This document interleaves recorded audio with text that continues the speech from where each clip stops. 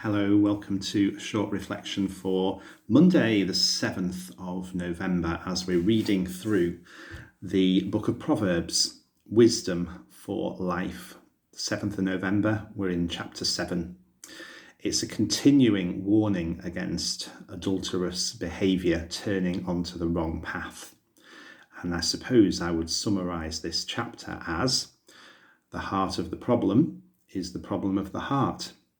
We've already heard in Proverbs, guard your heart, for it is the wellspring of life. From it, all else proceeds. And chapter 7 begins with, my son, keep my words and store up my commands within you. Keep my commands and you will live.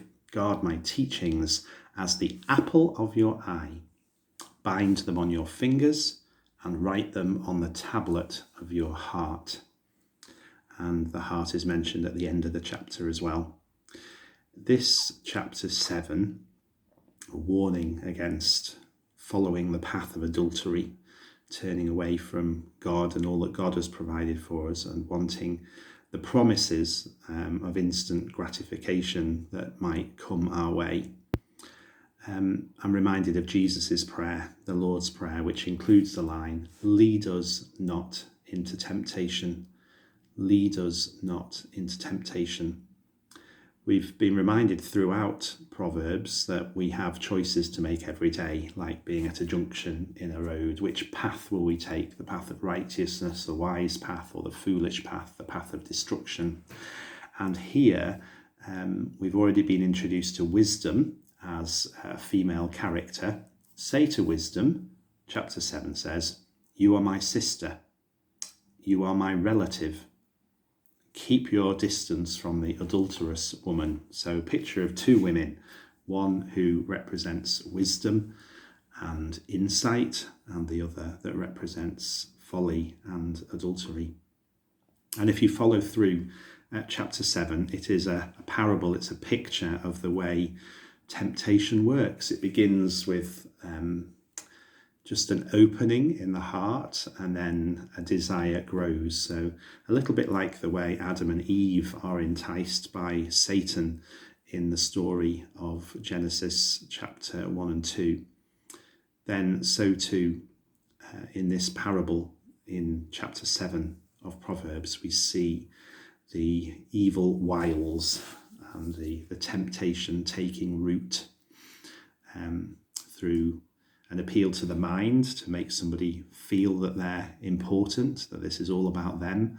Then all of the senses are engaged, smells, tastes, sounds, and the person is on the slippery road. But it begins with an opening in the heart.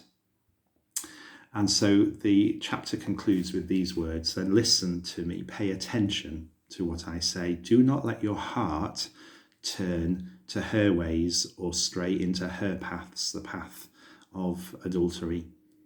Many are the victims brought down along that path, a mighty throng slain. Do not let your heart turn to those ways. Guard your heart, for it is the wellspring of life. So on this Monday, we pray together, perhaps, lead us not into temptation. May we fix our eyes on Jesus, the author and perfecter of our faith.